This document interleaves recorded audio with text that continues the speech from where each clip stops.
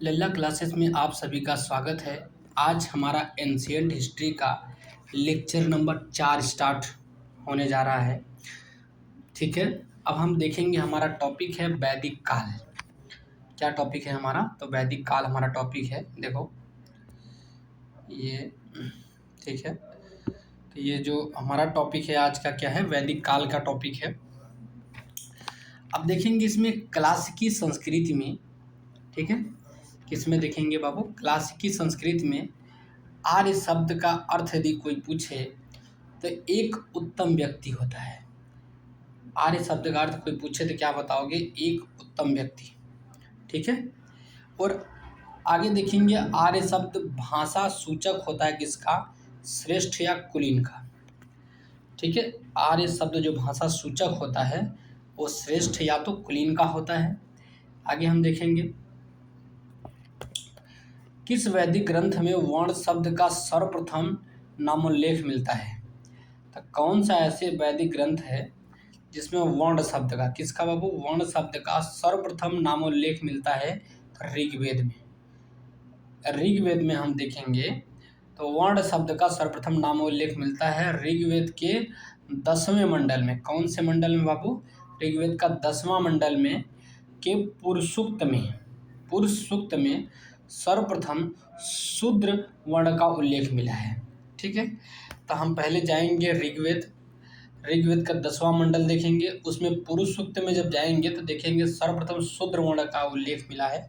ठीक है, आगे हम देखेंगे ऋग्वेद किससे संबंधित है? तो ऋग्वेद में स्रोत एवं प्रार्थनाएं करी जाती हैं। ठीक है, ऋग्वेद में स्रोत और प्रार्थनाएं करी जाती हैं। यजुर्वेद जो संबंधित है ये स्रोत एवं कर्मकांड से संबंधित होता है।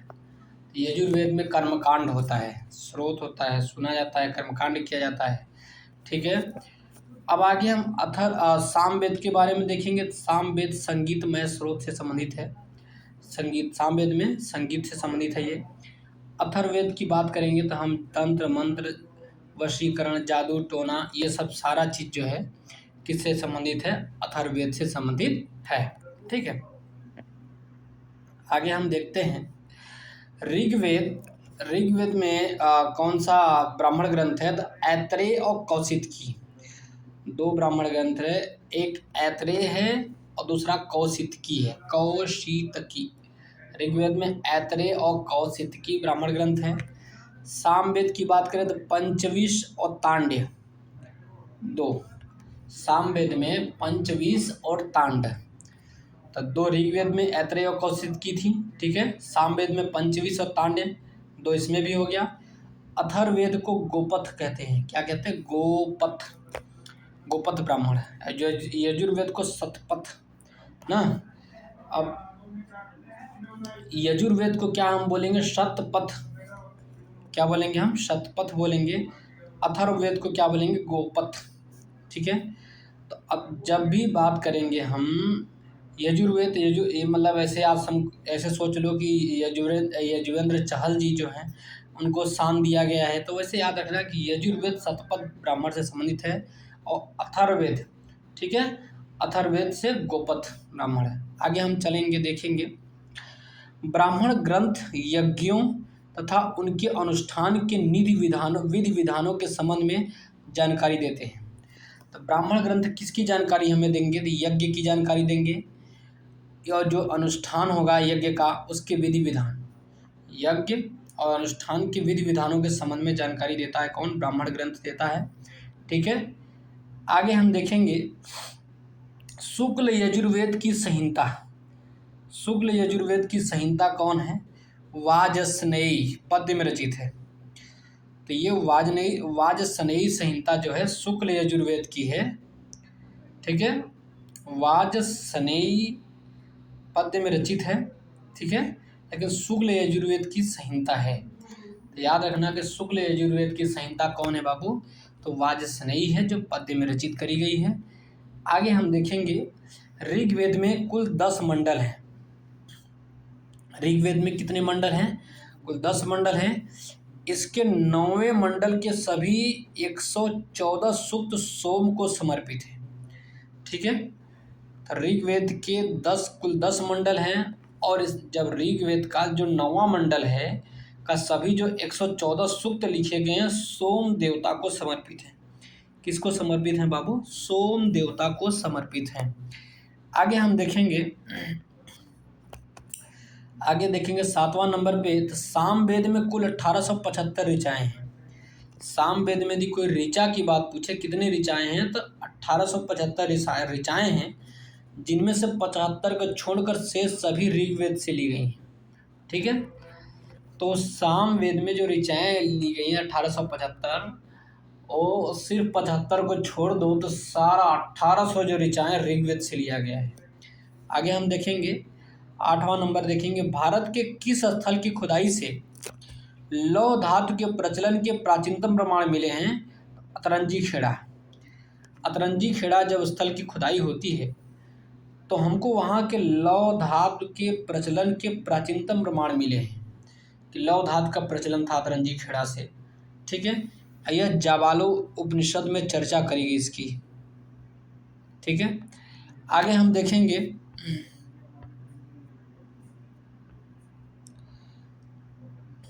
9वां नंबर पे,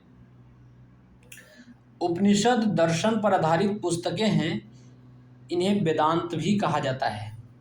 तो उपनिषद क्या होते हैं बाबू? एक दर्शन पर आधारित पुस्तक है, उसका एक दर्शन है उपनिषद का। उपनिषद का एक दर्शन है। ठीक है, और इन्हें वेदांत भी कहा जाता है। आगे हम 10वां नंबर देखेंगे, वेदों में मोक्ष शब्द प्रयुक्त नहीं है। कोई पूछे कि क्या वेदों में मोक्ष शब्द है, तो जी नहीं, वेद में मोक्ष शब्द है ही नहीं। ठीक है, उपनिषदों में प्रथम बार मोक्ष की चर्चा करी गई है, और कौन से उपनिषद में? श्वेताश्वर उपनिषद में। तो उपनिषद में पहली बार मोक्ष शब्द की चर्चा करी गई है, और कौन सा उपनिषद? तो श्वेताश्वर उपनिषद में मोक्ष की चर्चा करी गई है। लेकिन कोई पूछे कि वेद में क्या मोक्ष शब्द प्रयुक्त है, तो जी नहीं, वेद में मोक्ष शब्द प्रयुक्त है ही नहीं। उपनिषद में मोक्ष शब्द का चर्चा किया गया है, ध्यान रखना। आगे हम देखेंगे कठोपनिषद में यम और नचिकेता का संवाद है। कठोपनिषद है, कौन सा उपनिषद है? कठोपनिषद है। इसमें यम और नचिकेता का संवाद है। कृष्ण यजुर्वेद का उपनिषद है, इसको बोलेंगे कृष्ण यजुर्वेद का उपनिषद है कठोपनिषद। कठोपनिषद कैसा उपनिषद है? तो कृष्ण यजुर्वेद का उपनिषद है। और जब भी हम कठोपनिषद उपनिषद पढ़ेंगे तो यम और नचिकेता का संवाद किया गया है। आगे हम देखेंगे उपनिषदों में वर्णित राजाओं में विदेह के राजा जनक। उपनिषद में जो वर्णित राजा है ना, एक विदेह के राजा जनक ले लो, पंचाल के राजा को ले लो, फिर प्रवाहक जाबाली को ले लो। कौन कौन? विदेह के राजा जनक को ले लिया, पंचाल के राजा प्रवाहक जाबाली को ले लिया, और केकय के राजा अश्वपति को ले लिया, और काशी के राजा अजातशत्रु को ले लिया। इन सभी का उपनिषदों में क्या है? वर्णित है, नाम वर्णित है। राजा जनक का उपनिषदों में नाम वर्णित है। राजा पंचाल के जो जाबाली हैं उनका भी उपनिषद में नाम वर्णित है, और राजा अश्वपति जो हैं केकय के, उनका भी नाम जो है उपनिषद में वर्णित है, और काशी के राजा जो हैं अजातशत्रु का भी नाम उपनिषद में वर्णित है। आगे हम देखेंगे 13 नंबर का सिस्टम, कह रहा वैदिक संहिताओं का सही क्रम देखो।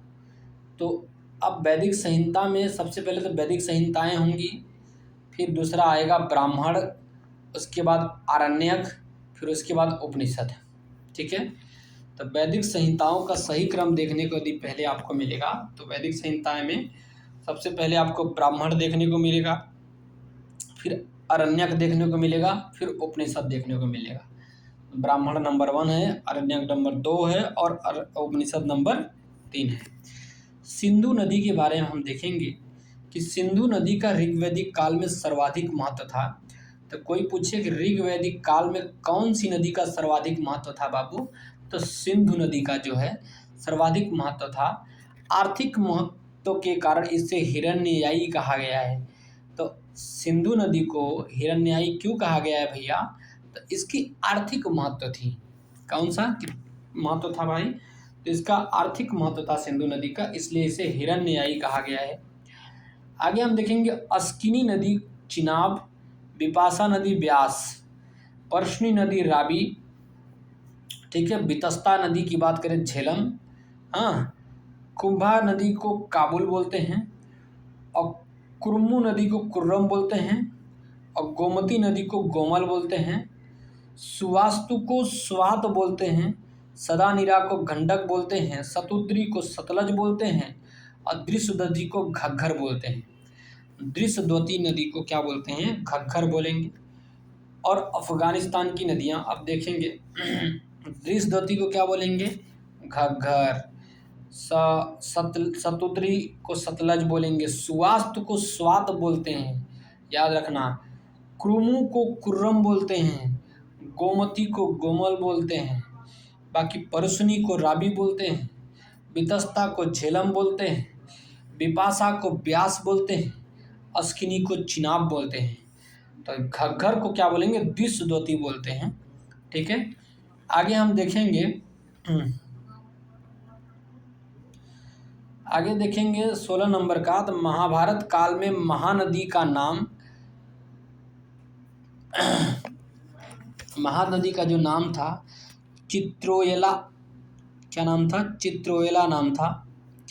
महानदी उल्लेख महाभारत के भीष्म पर्व में प्राप्त है, ठीक है। तो चित्रोयला नाम था इसके। महाभारत काल में महानदी को हम क्या बोलते थे? चित्रोयला बोलते थे। और महानदी का उल्लेख महाभारत के भीष्म पर्व में, ठीक है, प्राप्त है। तो जब भी कोई पूछे कि महानदी का उल्लेख हमको कहाँ देखने को मिलेगा, तो महाभारत की कौन से पर्व में देखने को मिलेगा? भीष्म पर्व में देखने को मिलेगा। 17 नंबर चलेंगे। 4 पुरुषार्थ हैं, धर्म, अर्थ, काम और मोक्ष, ठीक है। किसी भी व्यक्ति के लिए 4 पुरुषार्थ हैं। एक धर्म है, दूसरा अर्थ है, तीसरा काम है, चौथा मोक्ष है। तथा आश्रम की बात देखेंगे तो ब्रह्मचर्य आश्रम होता है। उसके बाद में ब्रह्मचर्य के बाद आदमी गृहस्थ आश्रम में जाता है। गृहस्थ आश्रम के बाद आदमी वानप्रस्थ आश्रम में जाता है। वानप्रस्थ के बाद आदमी संन्यास लेता है, ठीक है। ऐसा 4 आश्रमों की अवधारणा प्रारंभ करी गई है। अब वैदिक काल की तो बातें हम लोग देख लिए कि 4 आश्रम हो गए, धर्म, अर्थ, काम, मोक्ष, ठीक है। धर्म, अर्थ, काम, मोक्ष 4 पुरुषार्थ हो गए। और आश्रम देख ही लिया कि ब्रह्मचर्य, गृहस्थ, वानप्रस्थ, संन्यास, ठीक है। आगे हम देखेंगे उत्तर वैदिक काल के बारे में देखेंगे।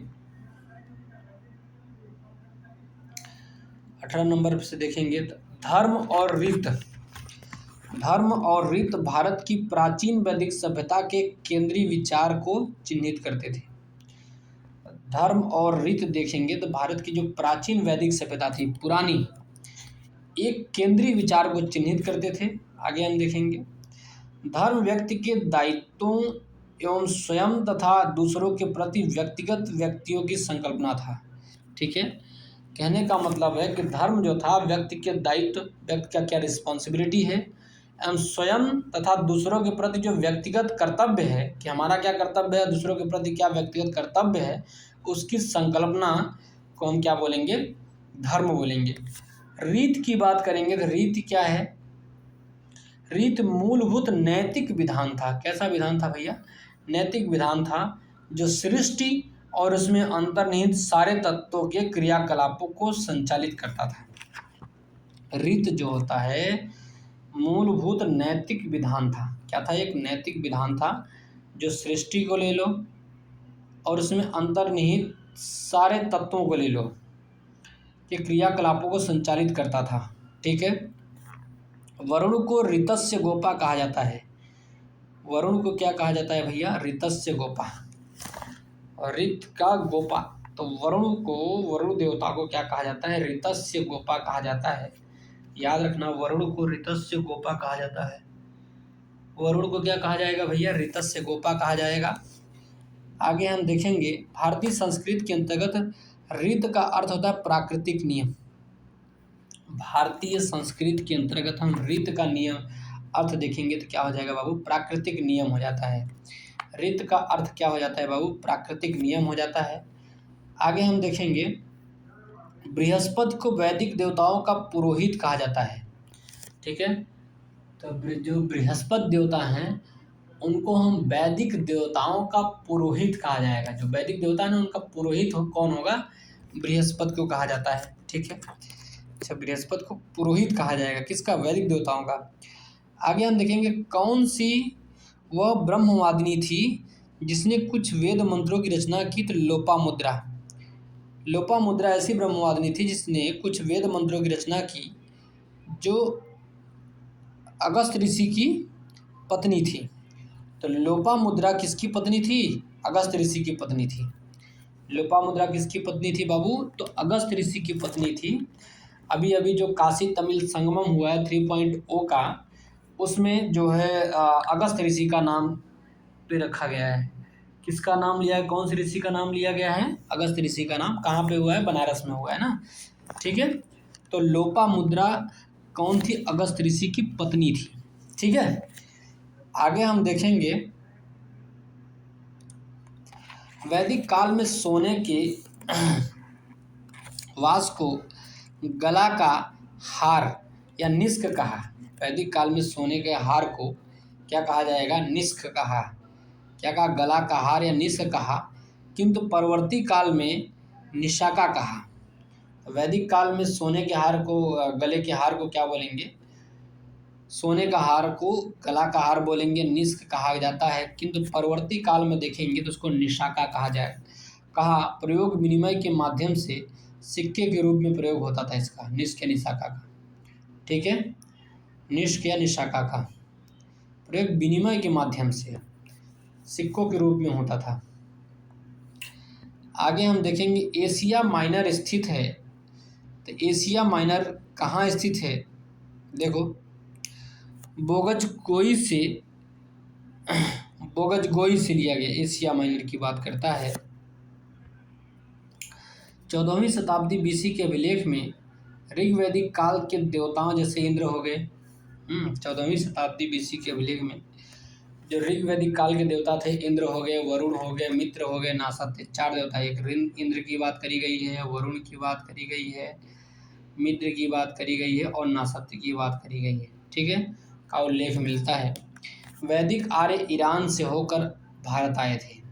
तो कहा जाता है कि जो वैदिक आर्य होते हैं ना, वो ईरान से होकर के भारत आए थे। ठीक है, तिलक ने आर्यों के आदि देश के बारे में लिखा है। कहा कि आर्यों का ठीक है, तिलक ने आर्यों के आदि देश के बारे में लिखा है। ठीक है, तो आर्यों के बारे में तिलक ने कहा था। ठीक है, आगे हम बढ़ते हैं कि ये उत्तरी ध्रुव था। जो यहाँ से आर्य आए थे, ये कौन सा देश था, उत्तरी ध्रुव था। किसने कहा था, तिलक ने कहा था। तिलक ने कहा था कि आर्य जहाँ से आए थे वो कौन सा देश था, तो उत्तरी ध्रुव था, तिलक। ठीक है, आगे हम देखेंगे शतपथ ब्राह्मण में उल्लिखित राजा विधेय माधव से संबंधित ऋषि थे गौतम राहुगढ़। तो शतपथ ब्राह्मण में उल्लिखित जो राजा थे विधेय माधव से संबंधित कौन से ऋषि थे, तो गौतम राहुगढ़ थे, गौतम राहुगढ़। आगे हम देखेंगे उत्तर वैदिक काल में नगरीकरण की प्रक्रिया आरंभ हो चुकी थी। उत्तर वैदिक काल में चलेंगे तो नगरीकरण की प्रक्रिया क्या हो चुकी थी, आरंभ हो चुकी थी। कुरु पांचाल इस समय के प्रमुख नगर थे। उत्तर वैदिक काल में जो नगरीकरण की प्रक्रिया प्रारंभ हो गई, और कुरु और पांचाल उत्तर वैदिक काल में प्रमुख नगर थे, मुख्य केंद्र था, या धूर बोल सकते हो, केंद्र या तो धूर बोल सकते हो। ठीक है, आगे हम देखेंगे गोत्र शब्द का सर्वप्रथम उल्लेख ऋग्वेद में हुआ है। ठीक है, गोत्र शब्द का सर्वप्रथम उल्लेख भी ऋग्वेद में हुआ है। वर्ण शब्द का भी सर्वप्रथम उल्लेख जो है ऋग्वेद के 9वें मंडल में, ठीक है, हुआ था। तो वैसे ही गोत्र शब्द का भी सर्वप्रथम प्रयोग जो है ऋग्वेद में हुआ। अर्थ होता है गोत्र का गोष्ठ, वह स्थान जहाँ समूचे कुल का गोधन पाला जाता है।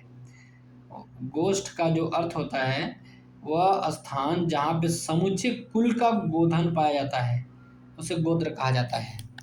जहाँ समूचे कुल का गोधन पाला जाए, ठीक है, उसको क्या कहा जाता है? गोत्र या गोष्ठ कहा जाता है। आगे हम देखेंगे पूर्व वैदिक आर्यों का धर्म मुख्यतः प्रकृति पूजा और यज्ञ पर आधारित था। तब पूर्व वैदिक जो आर्य होते थे ना, उनको क्या करना था कि वो प्रकृति की पूजा करते थे। मुख्यतः वो जो है प्रकृति की पूजा करते थे और यज्ञ करते थे। ठीक है, आगे हम देखेंगे उत्तर वैदिक काल में लोहा प्रकृति की शक्तियों, वैदिक देवताओं एवं देवियों की प्रार्थना यज्ञ में विश्वास करते थे। तो वैदिक काल में जो, ठीक है, तो ऋग वैदिक काल में लोहा प्रकृति की जो शक्ति है, वैदिक देवता देवियों की प्रार्थना यज्ञ में विश्वास करते थे। बेचारे वैदिक देवता पे विश्वास करते थे, ऋग्वैदिक काल में देवियों की प्रार्थना पे विश्वास करते थे, यज्ञ में विश्वास करते थे। आगे हम देखेंगे दशराज युद्ध हुआ था। 10 राजाओं का युद्ध परशुनी नदी या रावी नदी के तट पर लड़ा गया था। जो 10 राज युद्ध हुआ था वो परशुनी नदी या रावी नदी के तट पर लड़ा गया, जिसमें तो कि राजा सुदांश की विजय हुई थी। ठीक है, ठीक है, देखा हमने 10 राज जो युद्ध हुआ था उसमें राजा सुदास की विजय हुई थी। ठीक है, और किस नदी के तट पर लड़ा गया था 10 राज का युद्ध? परशुनी नदी यानी कि रावी नदी के तट पर लड़ा गया था। यह 10 राजाओं का युद्ध होता था। आगे हम देखेंगे ऋग्वेद में सरस्वती को मातेत्मा, देवीत्मा और नदीत्मा कहा जाता है। ऋग्वेद में सरस्वती नदी को माता कहा जाता है, मातेत्मा, देवीत्मा और नदीत्मा कहा जाता है। ठीक है, तो सरस्वती नदी का जो उल्लेख देखेंगे तो ऋग्वेद में सरस्वती नदी को क्या कहा जाएगा? मातेत्मा, देवीत्मा और नदीत्मा कहा जाएगा। आगे हम देखेंगे ऋग्वैदिक आर्यों के पंचजनों में युद्ध, इसमें युद्ध में देखेंगे दुहेउ, पुरु, अनु, तुर्वसु शामिल है, किकट शामिल नहीं है। कहने का मतलब है कि ऋग्वेद आर्यों के पंचजनों में एक तो यदु शामिल है, दूसरा द्रुहयु, उसके बाद तीसरा पुरु, चौथा अनु और पांचवा तुर्वसु, ये चीज़ शामिल है। ठीक है, आगे हम देखेंगे आर्य संस्कृति मूलतः पशुपालक व कृषक संस्कृति है। आर्य लोग बेचारे क्या करते थे? पशु का पालन करते थे और कृषि संस्कृति, कृषक अपना खेती करते थे। ठीक है, उत्तर वैदिक काल तो कृषि प्रधान संस्कृति ही था। जब हम उत्तर वैदिक काल की बात कर लेंगे तो कैसा हो जाएगा? कृषि प्रधान संस्कृति था। कैसा संस्कृति था बाबू? कृषि प्रधान संस्कृति था। आगे हम देखेंगे ऋग्वेद में उल्लिखित यव शब्द का जव से तादात्म्य स्थापित किया गया है। ऋग्वेद में एक शब्द है यव, इसका जो तादात्म्य स्थापित किया गया है जव से स्थापित किया गया है, जवा से, ये ऋग्वेद में उल्लिखित है। ब्रीही की बात करेंगे तो ऋग्वेद में चावल से संबंधित है। ब्रीही, ऋग्वेद में यदि कोई पूछा जाए कि ब्रीही किससे संबंधित है भैया, तो चावल से। चावल यदि चलाओगे नहीं तो बहने लगता है, उसको ब्रीही से याद रखना, चावल से। मुदंग मूंग से संबंधित है। यव तो जौ से संबंधित है, बता दिए। इच्छु गन्ना से संबंधित है। इच्छु किससे संबंधित है बाबू? गन्ना से संबंधित है इच्छु। ऋग्वेद में जो इच्छु शब्द कोई पूछे किस चीज़ से संबंधित है तो गन्ना से। यव शब्द किससे संबंधित है? जवा से। और मुदंग मूंग से, ब्रीही चावल से। आगे हम देखेंगे पणी। ठीक है, अब पणी की बात करेंगे हम। पणी मतलब व्यापार वाणिज्य से संबंधित होता है। ऋग्वेद में जो पणी संबंधित शब्द है एक व्यापार वाणिज्य से संबंधित होता है। ऋग्वेद में उल्लेख इसका मिला है। पणी पणी का उल्लेख कहाँ मिलेगा? ऋग्वेद में देखने को मिलेगा। फिर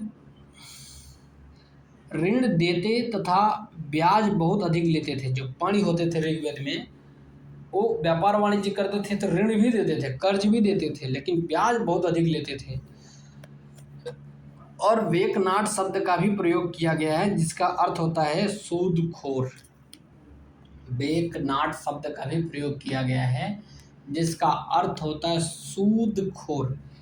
क्या होता है अर्थ बाबू? सूदखोर होता है। आगे हम देखेंगे 37 नंबर पे। तो वैदिक काल में प्रचलित लोकप्रिय शासन प्रणाली वंश परंपरागत राजतंत्र प्रणाली थी। ठीक है, तो वैदिक काल में जो प्रचलित लोकप्रिय शासन प्रणाली थी वो कैसी थी? राजतंत्र प्रणाली थी।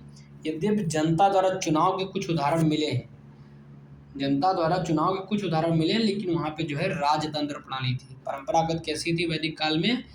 राजतंत्र प्रणाली थी। कुछ ऐसे मिले हैं चुनाव। आगे हम देखेंगे 38 नंबर की। तो वैदिक युगीन सभ्यता मंत्री परिषद थी। वैदिक युग की जो सभ्यता थी वो कैसी थी? मंत्री परिषद थी, मंत्री परिषदी सभ्यता थी। ठीक है, कुलीन या वृद्ध मनुष्यों की संस्था होती थी। जो कुलीन होते थे या जो वृद्ध मनुष्यों की संस्था होती थी मंत्री परिषद में। हाँ, तो वैदिक युगीन सभ्यता कैसी थी? मंत्री परिषदी सभ्यता थी, कुलीन या वृद्ध मनुष्यों की संस्था थी। ठीक है, आगे हम देखेंगे अथर्ववेद में सभा और समिति को प्रजापति की दो पुत्रियां कहा गया है। किस वेद में सभा और समिति को प्रजापति की दो पुत्रियां कहा गया है? तो अथर्ववेद में कहा गया है। अथर्ववेद में सभा और समिति को प्रजापति की दो पुत्रियां कहा गया है। ठीक है, सभा, समिति एवं विदथ ऋग्वैदिक कालीन जनतांत्रिक संस्थाएं थी। जन की तांत्रिक संस्थाएं थी सभा, समिति और विदथ। ठीक है, तीनों जो है ऋग्वैदिक कालीन जनतांत्रिक सभाएं थी। आगे हम देखेंगे सभा का 8 बार उल्लेख ऋग्वेद में मिला है। कभी कभी क्वेश्चन पूछ लिया जाता है कि ऋग्वेद में सभा का कितनी बार उल्लेख मिला है बाबू? 8 बार सभा का उल्लेख मिला है ऋग्वेद में। आगे हम देखेंगे आयुर्वेद अर्थात जीवन का विज्ञान। आयुर्वेद अर्थात जीवन का विज्ञान का उल्लेख सर्वप्रथम अथर्ववेद में मिल जाएगा। आयुर्वेद का जो उल्लेख मिलेगा सर्वप्रथम कहाँ मिलेगा? अथर्ववेद में मिलेगा, अर्थात जीवन का विज्ञान। ऋग्वेद में इंद्र जो है युद्ध का देवता है। अग्नि झंझावत प्लस झंझावत के वर्षा मान लो। तो अब आप देखो ऋग्वेद में इंद्र जो है, इंद्र को तो युद्धों के देवता बोल सकते हैं, लेकिन सुनो आप, इंद्र का जो शब्द आया है ऋग्वेद में 250 बार आया है, और अग्नि कितना आया है? 200 बार आया है। बस इतना याद रखना। ठीक है, ऋग्वेद में इंद्र शब्द कितनी बार आया है? 250 बार आया है। और अग्नि कितनी बार आया है? तो सिर्फ 200 बार आया है। पुरंदर देखेंगे, पुरंदर अर्थात किलों को तोड़ने वाला होता है। पुरंदर का क्या मतलब होता है बाबू? जो किलों को तोड़ने वाला होता है। इंद्र को वृत्तासुर हंता कहा जाता है, पुरभिद कहा जाता है, सतक्रति कहा जाता है, आदि नामों से जानेंगे। इंद्र को हम वृत्तासुर का हंता, वृत्तासुर का वध करने वाला के नाम से जानेंगे, पुरभिद के नाम से जानेंगे इंद्र को, और सतक्रति के नाम से भी इंद्र को जानेंगे। आगे हम देखेंगे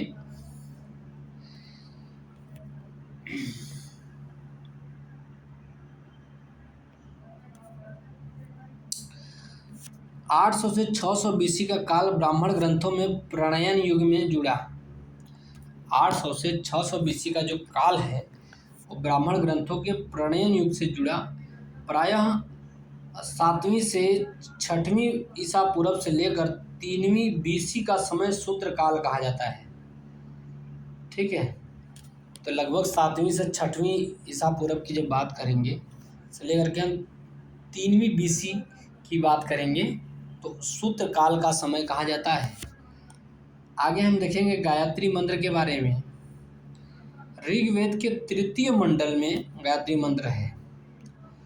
ऋग्वेद के किस मंडल में गायत्री मंत्र देखने को मिलेगा? तीसरे मंडल में ही गायत्री मंत्र देखने को मिलेगा। ऋग्वेद है, उसके तीसरा मंडल खोलोगे वहीं गायत्री मंत्र देखने को मिलेगा। गायत्री मंत्र को विश्वामित्र जी ने लिख दिया था और तो गायत्री मंत्र जो है सूर्य को समर्पित है। तो गायत्री मंत्र किस देवता का समर्पित है? सूर्य भगवान को समर्पित है। विश्वामित्र ने लिखा था, ऋग्वेद के तीसरे मंडल में है। आगे हम देखेंगे 44 में सर्ग, प्रतिसर्ग, वंश, मनवंतर और वंशानुचरित संकेतक है पुराणों के। ठीक है, तो सर्ग जहाँ की बात आ जाए किसका संकेत होगा? पुराण का। प्रतिसर्ग पुराण का, वंश भी पुराण का, मनवंतर भी पुराण का, सारे वंशानुचरित संकेतक हैं पुराणों के। ठीक है, तो पुराणों के जो रचना है वो उग्रश्रवा, लोमहर्ष और उग्रश्रवा ने मिलकर किया था और टोटल 18 पुराण हैं। कितने पुराण हैं बाबू? 18 रचना करेंगे तो लोमहर्ष और उग्रश्रवा जी मिलकर करेंगे। आगे हम देखेंगे श्रीमद् भगवत गीता मौलिक रूप से संस्कृत भाषा में लिखी यह महाभारत का एक भाग है। तो श्रीमद् भगवत गीता संस्कृत भाषा में लिखी गई है, यह महाभारत का एक भाग है। आगे हम देखेंगे जब महाभारत में 8,800 श्लोक थे तो इसे जय संहिता, और इसमें 1,00,000 श्लोक था तो उसे सतसहस्त्री संहिता भी कहा जाने लगा, महाभारत भी कहा जाने लगा। जब महाभारत में 8,800 श्लोक थे तो उसको क्या कहा जाता था? जय संहिता कहा जाता था। 1,00,000 श्लोक मतलब कि जब कहने का लाख में श्लोक हो गया, 1,00,000 श्लोक हो गया, उसको सतसहस्त्री भी कहा जाने लगा है। आगे हम देखेंगे हिंदू पौराणिक कथा के अनुसार समुद्र मंथन हेतु किस सर्प ने रस्सी के रूप में स्वयं को प्रस्तुत किया? वासुकी सर्प ने। ठीक है, आगे हम देखेंगे दुनिया जानती वासुकी सर्प का। धर्मशास्त्रों के समय में सूत्रकाल की बात करें तो 7वीं से 6वीं शताब्दी से लेकर के हम चलेंगे कहाँ तक? 3वीं शताब्दी तक। तो धर्मशास्त्रों के समय में देखेंगे सूत्रकाल में 4 वर्ण थे, ब्राह्मण, क्षत्रिय, वैश्य, शूद्र। तो वर्ण कहाँ से मिला था? ऋग्वेद के 9वें मंडल से मिला था, याद रखना। के अतिरिक्त समाज में अन्य अनेक जातियों का उदय हो गया था। आगे हम देखेंगे 49 की बात करेंगे तो सत्यमेव जयते शब्द कहाँ से लिया गया है बाबू? मुंडकोपनिषद से लिया गया है, जो बहुत ही फेमस क्वेश्चन है। आगे हम देखेंगे तमसो या ज्योतिर्गमय कथन बृहदारण्यक उपनिषद से लिया गया है। तमसो माँ ज्योतिर्गमय बोलते हैं, यह कथन बृहदारण्यक उपनिषद से लिया गया, अर्थात अंधकार से प्रकाश की ओर की बात करती है। तमसो माँ ज्योतिर्गमय का अर्थ होता है कि अंधकार से हमको कहाँ चलना है? प्रकाश की ओर चलना है। ठीक है, आगे हम देखेंगे गमय का मतलब चलना है, ज्योतिर्गमय का मतलब प्रकाश की ओर चलना है, तमसो माने अंधकार। ठीक है, तो अंधकार से किधर चलना है? प्रकाश की ओर चलना है। आगे हम देखेंगे सत्यकाम जाबाल महर्षि गौतम के शिष्य थे। सत्यकाम और जाबाल की बात करें तो महर्षि गौतम के शिष्य थे, जिनकी माता का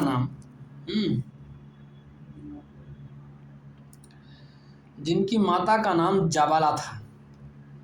क्या था? जाबाला था। जिनकी माता का नाम जाबाला था। ठीक है, सत्यकाम जाबाला की कथा जो अनब्याही माँ होने के लांछन को चुनौती देती है। सत्यकाम और जाबाला की जो कथा थी कि अनब्याही माँ होने के लांछन को चुनौती देती है, इनकी कथा छांदोग्य उपनिषद में उल्लेख है। तो कोई भी बंदा पूछे कि सत्यकाम और जाबाला की जो कथा है वो अनब्याही माँ होने के कारण लांछन को चुनौती देती है, क्योंकि जो जाबाला थी वो अनब्याही थी, उनका बच्चा पैदा हो गया था सत्यकाम। ठीक है, इनकी कथा छांदोग्य उपनिषद में देखने को मिलेगा। किस उपनिषद में देखने को मिलेगा भैया? तो छांदोग्य उपनिषद में देखने को मिलेगा। आगे हम देखेंगे 52 नंबर में, ऋग्वेद की मूल लिपि कौन सी थी भैया? तो ब्राह्मी लिपि थी। ऋग्वेद में जो मूल लिपि लिखी जाती थी, ब्राह्मी लिपि लिखी जाती थी। ऋग्वेद में 10 मंडल थे, 1028 सूक्त थे, और पुरोहित को छोटा कहा जाता, पुरोहित होता था, सॉरी छोटा नहीं होता था, पुरोहित होता था। हाँ, ऋग्वेद की कुल लिपि कितनी थी? ब्राह्मी थी। मूल लिपि कौन सी थी बाबू? ब्राह्मी थी। 10 मंडल थे, 1028 सूक्त थे ऋग्वेद में, और पुरोहितों को होता था। आगे हम देखेंगे, अवेस्ता और ऋग्वेद दोनों में कुछ भाषिक समानता है। अवेस्ता को देख लो और ऋग्वेद को देख लो, दोनों में कुछ भाषिक समानता है। अवेस्ता ईरान के क्षेत्र से संबंधित है, जबकि ऋग्वेद का संबंध आर्यों से है। ठीक है, अवेस्ता और ऋग्वेद में दोनों भाषिक संबंध दिखाई देते हैं। अवेस्ता ईरान से संबंधित है, जबकि ऋग्वेद का संबंध आर्यों से है। ठीक है, अब आज हम अपना लेक्चर यहीं पे समाप्त करते हैं। Best of lux. लाइक करो, सब्सक्राइब करो, कमेंट करो, और ज़्यादा से ज़्यादा शेयर करो। ठीक है, और अपना ख्याल रखो, स्वस्थ रहो, मस्त रहो।